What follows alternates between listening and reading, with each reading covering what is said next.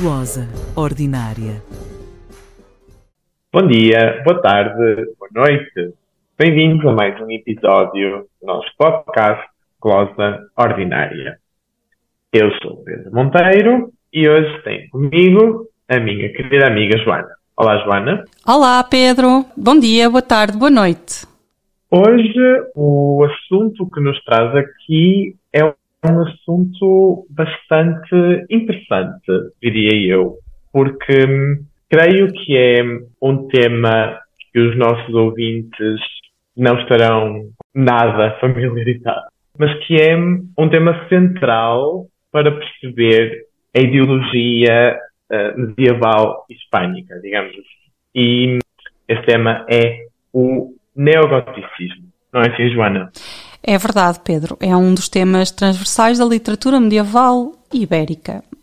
Vamos começar pelo princípio, não é? Pelo básico dos básicos. E então eu queria te perguntar, Joana, o que é o neogoticismo e quando e porquê é que surgiu? Sim, uma pergunta tripla que tu vais desmontando aos poucos. Ora bem, o que é o neogoticismo? Podemos começar por desmontar a própria palavra. Neogoticismo significa neo de novo e goticismo aqui diz respeito a godos, não diz respeito ao gótico. Aliás, é aparentado com a palavra gótico, mas não tem nada a ver com o estilo arquitetónico ou o estilo artístico que nós conhecemos como gótico, que também surge na Idade Média. E neste caso, neogoticismo diz respeito aos visigodos, que foi um dos povos que viveu ou que habitou a Península Ibérica na tarda Antiguidade. Portanto, quando se deram as invasões bárbaras e caiu o Império Romano, estou a utilizar as formas mais habituais com que nos referimos a esta temática, vieram para a Península Ibérica vários povos de origem germânica, dos quais o mais importante e aquele que durou mais tempo no governo da Península Ibérica foi os visigodos. Visigodos quer dizer godos do Ocidente, Westgoten, é daí que vem a palavra, por oposição aos Ostgoten, os ostrogodos, que se fixaram mais na região de Itália. E, portanto, na Idade Média, houve uma tentativa de construir uma ideologia política, porque o neogoticismo é uma ideologia política, já vamos ver porquê, de criar uma relação entre os reinos peninsulares medievais, da Alta Idade Média, com esse passado visigodo. E porquê que era importante criar esta relação?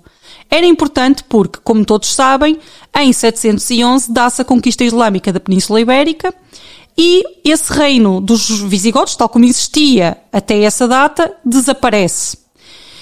E há ali um período muito, digamos, sobre o qual sabemos muito pouco, durante o qual pouca literatura histórica foi escrita e as causas para esse desaparecimento do reino visigodo da Península Ibérica são apontadas como múltiplas. Há vários fatores. Há quem diga que houve uma cisão do exército visigodo, portanto havia uma disputa entre diferentes bandos dentro do reino visigodo e que essa luta, esse conflito acabaria por ditar a derrota contra os exércitos árabes islâmicos. Há outras causas que vão sendo apontadas, mas, ou seja, temos que pensar o neogoticismo como uma ideologia política que vem responder a essa ruptura criada pela conquista islâmica do Al-Andalus.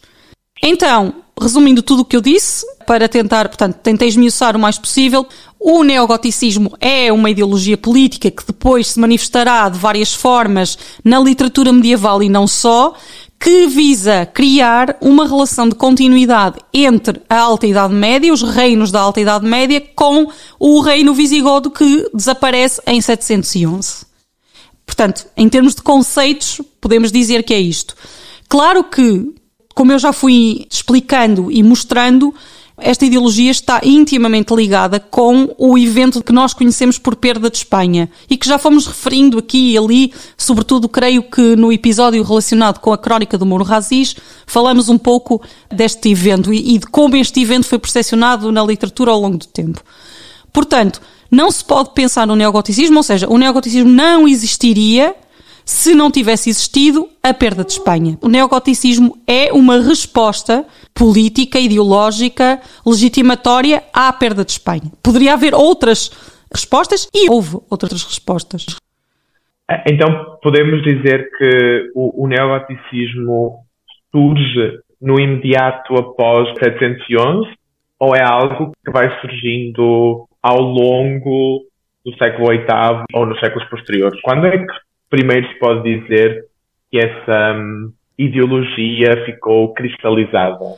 Ora, isso é uma pergunta muito importante porque esperaríamos, não é, que logo após a derrota se tentasse apostar na construção dessa ideia de continuidade. No entanto, não é o que acontece. Nas primeiras crónicas que conhecemos escritas após a perda de Espanha, não se fala de nenhum reino das Astúrias, fala-se de alguns condados na zona da Setimânia, que é a zona, o que hoje consideraríamos a zona de Barcelona, da Catalunha e da Provença, do sul da Provença e da Aquitânia. Portanto, estamos no leste da Península Ibérica, não tem nada a ver com os reinos das Astúrias. E apenas se refere ao desaparecimento do rei Rodrigo, que é o último rei dos visigodos e que é derrotado nessa batalha, que se chama a Batalha do Guadalete, é derrotado nessa batalha e não temos nenhuma notícia sobre as Astúrias. As primeiras notícias que nos surgem do reino asturiano são notícias produzidas no próprio reino asturiano, mas com uma diferença de um século ou quase 2 séculos, desde 711. E essas primeiras notícias não são neogoticistas, isto é, não estabelecem nenhuma relação com o passado visigodo. Perguntaste-me também quando é que ela surge, e ela surge na sua primeira forma, porque depois veremos, ela tem várias mutações. Ela surge na sua primeira forma na historiografia asturiana do final do século IX, com o rei Afonso III, que cria, podemos dizer, um movimento literário na sua corte, onde produz uma crónica que tem 2 versões. Uma versão mais curta, mais sintética e uma depois um bocadinho mais elaborada. É na historiografia asturiana do final do século IX que vamos encontrar pela primeira vez em textos historiográficos uma construção do neogoticismo. E como é que essa construção é feita? Ela é centrada na figura de Pelaio. Pelaio ou Pelágio, embora o nome correto seja, em português é Pelágio, em espanhol é Pelaio, que é o primeiro rei das Astúrias, ou é assim considerado, e é o vencedor da Batalha de Covadonga, que a tradição considera como sendo a primeira batalha em que os cristãos derrotam os exércitos dos muçulmanos na Península Ibérica. Portanto, desde 711 até mais ou menos o final do século IX, portanto, quase um século e meio, ou um pouco mais até que um século e meio, não temos nenhuma notícia de neogoticismo. É neste final deste século IX, com o reinado de Afonso III, que é construída a primeira vez este tipo de ideologia. E como é que ela se exprime nestas crónicas? Exprime-se através da construção de uma genealogia para Pelaio. Portanto, Pelaio não é um asturiano, ou seja, ele está nas Astúrias, mas ele não é um asturiano. Ele faz parte de um grupo de visigodos que, quando o rei Rodrigo enfrenta os exércitos árabe-berberes no sul da península, busca refúgio em Covadonga, portanto no norte da Península Ibérica, no meio das montanhas, e aí lidera um movimento do que se depois vai chamar Reconquista, que também é um tema muito problemático e para o qual deveríamos ter um episódio à parte, mas também está relacionado com este termo do neogoticismo. Como veem, aquilo que o Pedro disse no início faz todo sentido. O neogoticismo é uma das traves mestras do pensamento medieval ibérico. E então, essa genealogia de Pelaio, como eu dizia, vai variando ao longo dos tempos. Em alguns casos, ele é dito que ele é o espadeiro dos reis visigodos, ou seja, como Lourenço Viegas era espadeiro do Afonso Henriques, também o Pelaio exercia uma função militar, portanto, já aqui vemos que depois essa função militar vai se exprimir na sua vitória em Covadonga e, claro está, ele está associado aos reis visigodos. Depois, noutra crónica, ele já vai ser descendente de uma linhagem nobre. Portanto, vai ser considerado como descendente quase régio, parte daquelas famílias de origem mais elevada que tinham acesso ao trono visigodo. E por fim, já no século XII, porque esta tentativa de criar esta ligação com o passado visigodo perdura no tempo, como veremos depois, no século XII ele é considerado como descendente de 2 dos mais importantes reis visigodos para a Idade Média. São eles o Leovigildo e o Recaredo. Porquê? Porque Leovigildo foi um grande conquistador, derrotou os suevos e unificou politicamente a Península Ibérica. E Recaredo converteu-se ao catolicismo. Portanto, os visigodos professavam o arianismo, que é uma religião cristã, mas diferente do catolicismo, e então com o reinado de Recaredo eles convertem-se ao catolicismo, ficando alinhados com o Papa de Roma, e então são as 2 figuras mais exaltadas ao longo da Idade Média. E o Pelaio passa a estar também ligado a essa figura, a essas 2 figuras. Portanto, tudo surge nas Astúrias do século IX, finais do século IX, com o reinado de Afonso III, que é um rei importante porque também vai fazer uma série de conquistas, já na parte aqui no norte de Portugal, ele até conquista Viseu, e portanto, ao longo dos períodos dos séculos subsequentes, o neogoticismo vai ser rechaçado ou trabalhado, dependendo dos testemunhos e dependendo de quem pega neste tema, mas ele é central. E é muito curioso o que tu acabaste de contar sobre o Pelaio. Ou seja, de uma forma simples, o que aconteceu foi que pegou nesta figura, não é? Que inicialmente se dizia que era um simples nobre, não é? De baixa nobreza, mas depois, ao longo dos séculos, a linhagem dele, ou seja, foi como apurando a linhagem dele, não é? Para arranjar forma de melhor justificar a ligação dos asturianos com o passado visigodo e essa importância não só régia, mas também da religião. Não é? Porque, como tu estavas a dizer, não nos podemos esquecer que isto estava-se a viver o período do avanço dos reinos do norte face aos reinos islâmicos da Península Ibérica, e então é muito curioso ver essa construção ao longo dos tempos, não é? E essa retoma de, ele não só era visigodo, como ele era descendente do rei visigodo que se converteu ao catolicismo. E pegando precisamente nesta construção, então eu perguntava, tu já falaste das 2 crónicas escritas durante o reinado do Afonso III no século IX, mas eu perguntava, além destes textos, que outros textos são fundamentais, ou foram fundamentais, para o desenvolvimento desta ideologia neogoticista? Ora, nós vamos encontrar este tema e o seu desenvolvimento, ou o trabalho, ou uma reflexão sobre esta temática, em várias crónicas dos séculos seguintes, como eu disse. No século XII, nas crónicas dinásticas, isto é, não nas crónicas que incidem sobre indivíduos ou sobre instituições eclesiásticas, mas nas crónicas dinásticas em que se conta a história da sucessão dos diferentes reis, que têm, como já falamos, também tivemos um episódio sobre isto, têm um pendor genealógico, vamos encontrar sempre uma tentativa de criar uma relação entre Pelaio e os reis visigodos. E não só Pelaio, porque há outra figura, não interessa agora aqui entrar em detalhes, mas há outra figura que é o Afonso I, o católico, que também é uma figura muito importante e casa com a filha do Pelaio, e a ele também é dada uma origem visigótica. Ou seja, qualquer rei que tenha estado à frente dos destinos do que era o primeiro reino das Astúrias, que depois é o reino de Leão, portanto Astúrias-Leão, e que depois, mais tarde, se torna o reino de Leão e Castela, tem esse cunho, essa marca visigótica.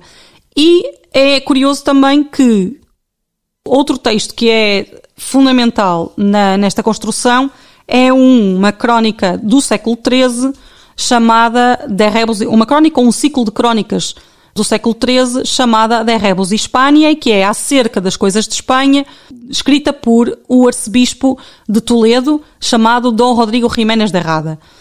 Ora, este Dom Rodrigo Jiménez de Rada, que merecia só por si um episódio também, é uma figura importantíssima da cultura medieval ibérica. Isto porque ele, além destas crónicas, escreveu ainda uma crónica universal, mas porque foi um patrocinador de traduções do árabe para latim. Portanto, um homem plenamente envolvido na cultura do seu tempo. Mas, centrando aqui na questão da obra historiográfica do Rodrigo de Errada, no De Rebus Hispaniae, esta obra é constituída por um ciclo de várias crónicas, cada uma delas dedicada a um dos povos que teve o senhorio da Espanha. E a última crónica é precisamente dedicada aos godos, como se fossem o último povo que teve o senhorio da Espanha.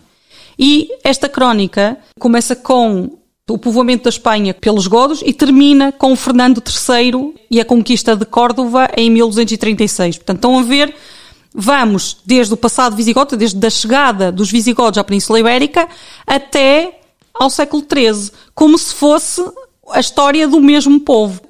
A crónica, formalmente, é uma crónica goticista, porque nem precisa de estar a explicar que o Pelaio é descendente dos visigodos. Então, o De Rebus Hispaniae está dividido em várias crónicas individuais dedicadas a cada povo que teve o senhorio da Península Ibérica. A História Romanorum, a História Arabum, e o último volume é o De Rebus Hispaniae sive História Gótica, portanto a História Gótica, a História dos Godos, que começa com a chegada dos godos à Península Ibérica e termina no presente narrativo por volta de 1236, no reinado de Fernando III, em que o próprio Rodrigo de Errada ainda é vivo, porque esta crónica é escrita em 1243, e, portanto, a própria concepção deste ciclo historiográfico mostra como há uma continuidade, ou pelo menos que o Rodrigo de Errada entende que há uma continuidade entre os visigodos e o Fernando III.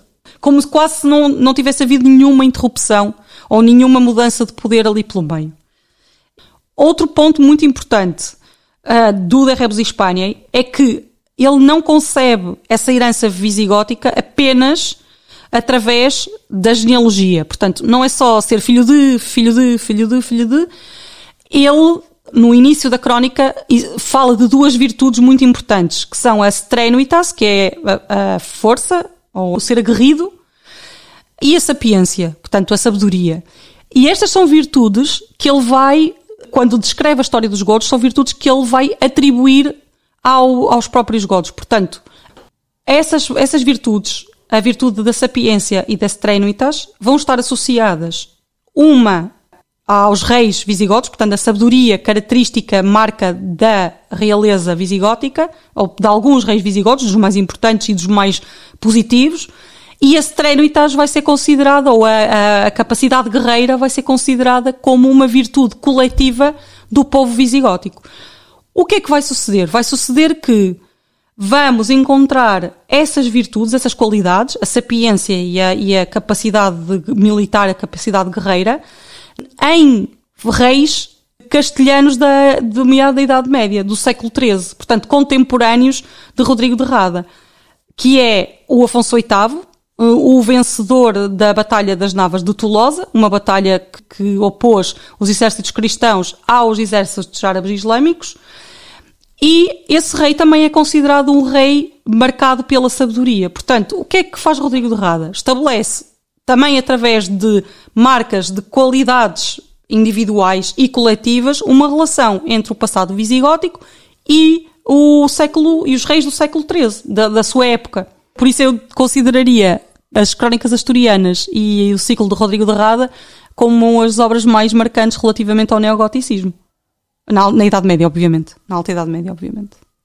E pode dizer que as Crónicas Asturianas século IX e o ciclo de Rebus Hispaniae, apesar de comungarem dessa ideologia goticista, usam-na para justificar coisas distintas ou usam esse neogoticismo com os mesmos objetivos? Eu penso que se pode dizer que os objetivos são muito semelhantes, que é legitimar a soberania sobre a Península Ibérica, ou pelo menos sobre uma grande parte da Península Ibérica. Agora, os destinatários dessa legitimação variam, porque evidentemente, no caso do Rodrigo de Errada, estamos a falar de uma crónica que cobre um período temporal muito mais alargado. No caso das crónicas asturianas, temos matéria narrativa até ao reinado de Afonso III. E no caso do De Rebus Hispaniae, temos matéria narrativa que tem pelo menos mais uns 4 séculos, portanto, os destinatários são um pouco distintos, não os objetivos. Mas eu penso que, no fundo, o que visa a utilização e a convocação do neogoticismo é justamente, por um lado, corresponder a uma visão que é comum a outras paragens da Idade Média, que é construir uma origem mítica, uma origem ali associada a uma personagem ou personagens muito importantes. Vemos isso no caso da Inglaterra com o Brutus, por exemplo.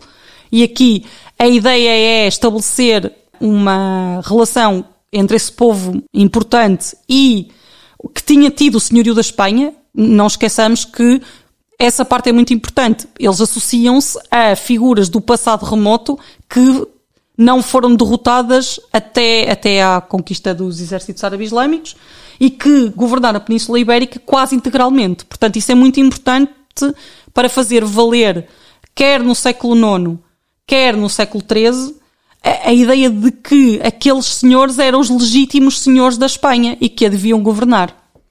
Penso que poderemos dizer que então que os objetivos são mais ou menos os mesmos e os destinatários são outros. Eu tenho uma pergunta algo provocatória agora. Pegando no que tu disseste agora mesmo. Porque, ao falar dos visigodos, referiste que eles dominaram quase integralmente a Península Ibérica, certo? Sim. Então, que parte é que os visigodos não dominaram da Península Ibérica? Eu acho que nunca chegaram a dominar as Astúrias propriamente ditas, nem a parte do País Basco. Para isso, não é curiosamente irónico que seja nas Astúrias, sim, depois que vai surgir este neogoticismo?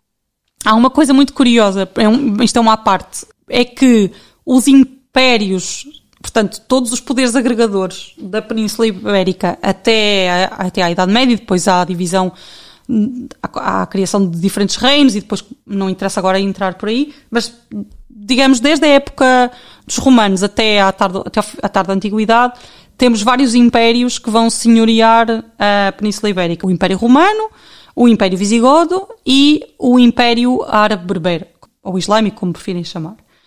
E eu agora não sei dizer muito bem, já não me lembro assim concretamente, mas foi construída uma linha defensiva pelos romanos no norte da Península Ibérica justamente para, digamos, proteger o Império das agressões ou dos ataques dos bascos e dos povos das montanhas. E essa linha defensiva foi aproveitada por todos. Ou seja, os romanos construíram, os romanos desaparecem ou perdem, digamos, o domínio do senhorio e vêm os visigodos e ocupam a península até essa estrutura defensiva. E a mesma coisa vai acontecer com os exércitos islâmicos. Portanto, ali, claro, estamos a falar, eu não sei se, entretanto, já se descobriu que não é bem assim, porque a investigação depois continua e eu posso estar enganada. Mas penso que nunca houve um controle absoluto das terras da montanha, por parte dos visigodos. Também, se calhar, não havia interesse. No caso dos romanos, por exemplo, não havia. Sim, mas o que eu acho curioso é que não tendo havido um controle absoluto dos visigodos pela parte mais a norte da Península Ibérica, seja depois nesta parte norte da Península Ibérica, não é? Esses descendentes desses povos que nunca foram verdadeiramente assimilados por ninguém, que vai surgir a ideia do nós somos descendentes dos visigodos e isso legitima a nossa ação conquistadora contra o sul invasor. Sim, há que dizer que há um fator importante, que é, à corte de Afonso III, ocorrem muitos moçárabes, vindos do sul, do Califado de Córdoba. Ora, moçárabes são cristãos que vivem sob domínio islâmico, portanto, existe o Califado de Córdoba nesta altura, que é uma grande estrutura política que domina o sul, portanto, o Al-Andalus. E estes cristãos que vivem sob domínio islâmico, no século IX experienciam perseguições religiosas. Há um extremar de posições quer da parte dos cristãos, quer da parte dos muçulmanos, e muitos deles fogem para norte e buscam refúgio justamente nos reinos peninsulares cristãos do norte. E aí há quem diga, quem considere que o neogoticismo é uma ideologia moçárabe, no sentido em que, com a chegada destes intelectuais, destes clérigos, é mais correto dizer assim, destes clérigos ou destas figuras à corte de Afonso III, trazem também a noção de que eles são descendentes de visigodos, porque uma coisa é certa, havia pessoas que ficaram sob domínio islâmico e que certamente já estavam vivas na época visigoda, não desapareceu a população por inteiro. Aliás, nós temos conhecimento de um cronista árabe que se chama Ibn al-Qutiyya, que quer dizer o filho da Goda. Então, esse povo existia. E penso que é por aí que se começa a construir o neogoticismo. É com essa chegada dos moçárabes ao norte. Tomando outro ponto que tu deixaste atrás, tu cruzaste inclusivamente o exemplo do neogoticismo com a ligação dos ingleses com a figura de Brutus. Eu pergunto-te também se esta ideologia neogoticista não se pode também relacionar de alguma forma com outro tema que nós já fomos falando em alguns dos episódios passados, que é a ideia da Translatio Imperii. Porque, de certa forma, a lógica parece-me muito semelhante, não? Sim, completamente. Aliás, eu estava a falar do De Rebus Hispaniae, e o De Rebus Hispaniae, ou das coisas da Espanha, do Rodrigo de Rada, encaixa perfeitamente nessa ideia de Translatio Imperii, ou seja, numa Translatio Imperii neogoticista. Como assim? Portanto, como disse, nós temos uma série de crónicas dedicadas a povos que governaram a Península Ibérica. Começa com a história Romanorum, portanto, a história dos romanos, depois vem a história dos alanos e suevos e vândalos, depois vem a história dos árabes e finalmente vem a história dos godos. O que isto nos mostra é que o Rodrigo de Rada entende que a Península Ibérica é governada por vários povos, esse senhorio da Espanha, essa dominação da Espanha vai passando de povo para povo, mas, de acordo com o presente da narração, de acordo com a altura em que ele escreve, o governo dos godos parece eterno, ou seja, parece ser aquele que se consolida como o definitivo na Península Ibérica. E é justamente essa ideia ou seja, a ideia de que é possível passar o poder por todos estes povos é exatamente a Translatio Imperii. Sendo que os godos são, neste caso, aqueles que são o último império. Até agora falaste sobretudo quer das crónicas do século IX, quer destas crónicas do século XIII. Além dessa cronologia, ou seja, avançando já para depois do século XIII, é possível encontrar esta ideologia neogoticista noutros textos historiográficos ou em algum momento houve uma quebra ou passou-se a pensar ou pensou-se a justificar de outras formas? Sim, é muito interessante essa pergunta, porque me parece que há uma espécie de coincidência aqui. É que quando na historiografia este tema, Plágio nunca deixa de ser importante na historiografia espanhola, castelhana e espanhola. É sempre uma figura central. Mas talvez o neogoticismo tenha um relevo menos importante a partir do século XVI. É justamente nessa altura que Pelaio se torna uma figura literária. E as suas origens godas também são parte dessa construção literária do próprio Pelágio. Agora, claro que há aqui um período em que nós não sabemos muito bem, que até é um período que faz sentido tu comentares, em vez de ser eu, que é o século XV, em que nós temos uma crónica chamada Crónica Sarracina, que nos conta a perda de Espanha, e esta crónica é um livro de cavalaria ou é uma crónica? O que é que é, não é? Estamos já aqui no domínio da história e da ficção. É muito difícil destrinçar qual é o objetivo deste, eu diria, um livro de cavalaria, não? Sim, eu acho que é considerado logo uma bibliografia como um protótipo já dos livros de cavalaria. Pronto. Sim, mas ou seja, mas ainda ancorado nesta necessidade de verdade, ou seja, de usar a título crónica, como no Imperador Clarimundo, já falamos disto no episódio dos livros de cavalaria. Mas, a partir do século XVII, nós vamos encontrar a figura de Pelaio e a descrição das suas origens godas em muitas obras literárias que vão tratar o tema. Por exemplo, num dos dramaturgos mais famosos do siglo de ouro espanhol, que é Lope de Vega, numa peça chamada El Postrero Godo de Espanha, escrita em 1617, em que Pelaio é apresentado como primo de Rodrigo. Portanto, estão a ver que falamos, Pelaio inicialmente nas crónicas mais antigas era o espadeiro dos reis visigodos, depois era de nobre linhagem, depois era o descendente de Leovigildo e de Recaredo, e aqui é primo de Rodrigo. É muito interessante haver sempre esta necessidade de reescrever ou de reinventar as origens genealógicas do Pelaio, mas tentando sempre manter uma relação com o passado visigodo. Por exemplo, isto é incrível, no romantismo literário norte-americano há romances escritos sobre o Pelaio, e num desses romances que me esqueci de anotar aqui, é William Gilmore Simms, chamado Pelaio, A Story of the Goth. Já estão a ver, Pelaio como o godo. Ele é considerado como filho de Vitiza, que é outro rei visigodo muito importante para os episódios da Perda de Espanha.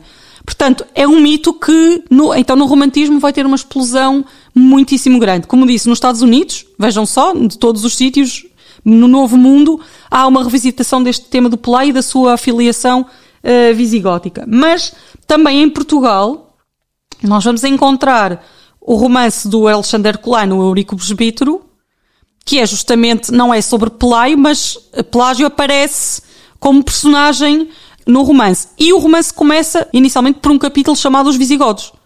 Portanto, aqui vemos também que Alexandre Herculano acolhe no seu romance a ideia de que há uma continuidade entre os visigodos e os primeiros reis asturianos.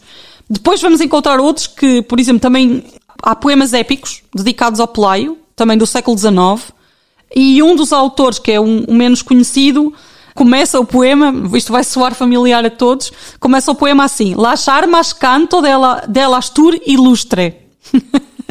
Pronto, já estão a perceber de onde é que isto vem. Supostamente vem da Eneida, mas soa-nos também muito parecido com os Lusíadas. E aqui, vejam, o Pelaio já é asturiano, já não é considerado como um godo. O último romance que eu conheço que fala um pouco desta questão, talvez não tanto do neogoticismo, mas sim da questão da perda de Espanha, portanto é mais centrado nessa coisa do perda de Espanha, é um romance de um escritor espanhol contemporâneo, morreu em 2017, portanto é muito, muito contemporâneo, e ele escreveu uma obra chamada Reivindicação del Conde Dom Julián. Portanto, o Dom Julián também é uma personagem associada à perda de Espanha. Este romance foi escrito em 1970. Portanto, como veem, é um tema atual para a própria literatura, se calhar não tanto para a historiografia, mas para a literatura, sim, esta relação entre Pelaio e os reis visigodos da tarda antiguidade é uma questão que está sempre em cima da mesa. Sim, e eu acho que, sem dúvida, nós deveríamos também gravar um episódio só sobre a perda da Espanha. Concordo. E sobre o rei Rodrigo. Porque há um livro de cavaleiros português que tematiza essas questões. Muito curioso. Como é que se chama? É verdade. A Argonáutica da Cavalaria. Ok. Que teve séculos perdido, digamos assim, e que foi o texto que o Aurélio Vargas encontrou e sobre o qual fez a tese de doutoramento, tem como personagens precisamente o rei Rodrigo, o conde Julião e a Cava. Eu acho que é um tema riquíssimo que está presente e é revisitado pela literatura ao longo dos séculos.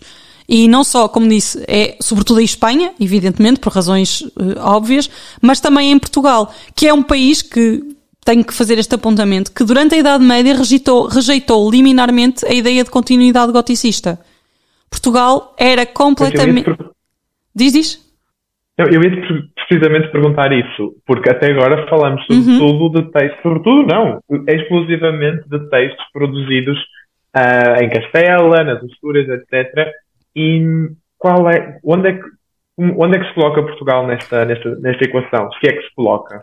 Coloca, mas como um antagonista desta ideologia. Porque para Portugal, para o Reino de Portugal, que nasce no século XII e que se vai construindo ao longo do século XII, o neogoticismo é uma ideologia perigosa, que põe em causa a legitimidade de Portugal existir, porque se então são os verdadeiros descendentes dos godos que devem governar a Espanha, Portugal tem como primeiro rei o Afonso Henriques, filho da primeira rainha, a Dona Teresa, mas que é uma rainha com uma legitimidade um pouco diferente da sua irmã, a Rainha Urraca.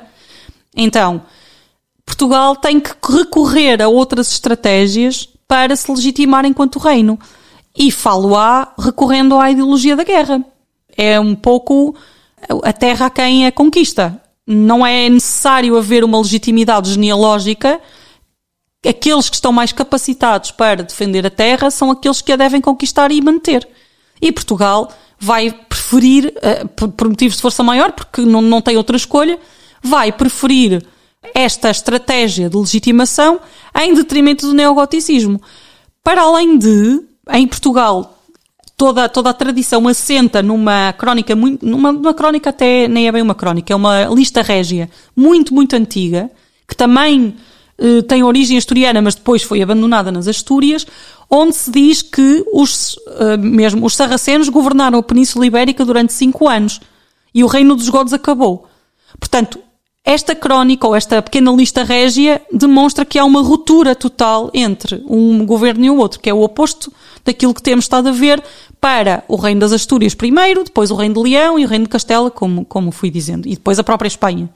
Portanto, Portugal, para manter a independência, tem que construir outra argumentação, outra linha argumentativa de legitimação da sua existência.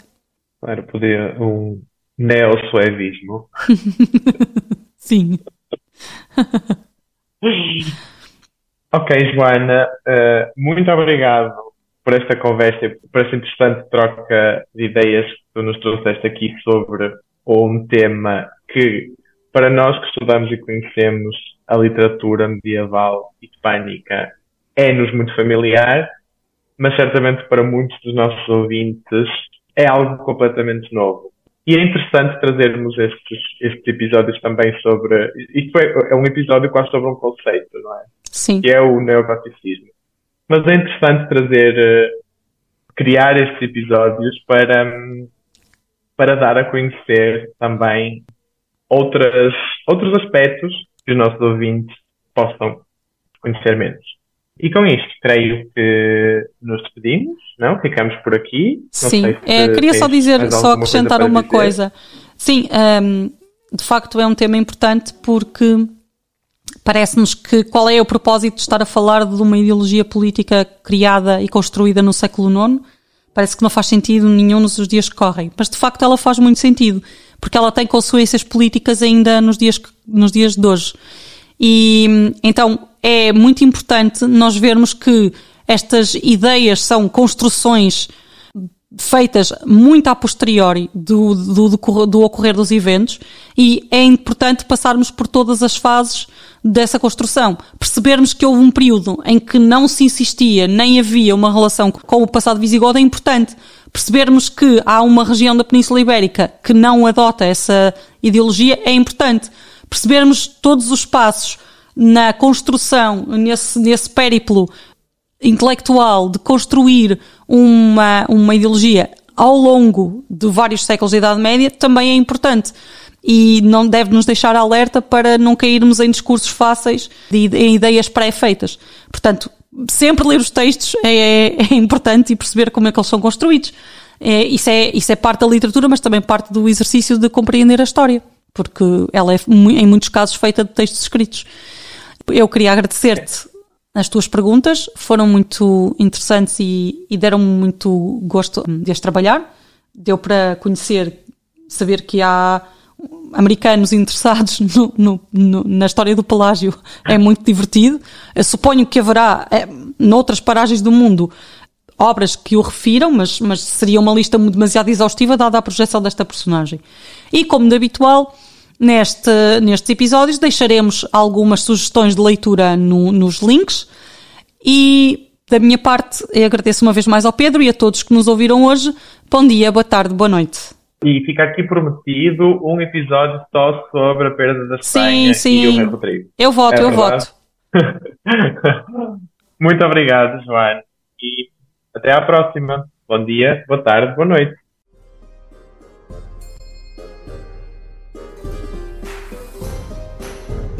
Glosa ordinária.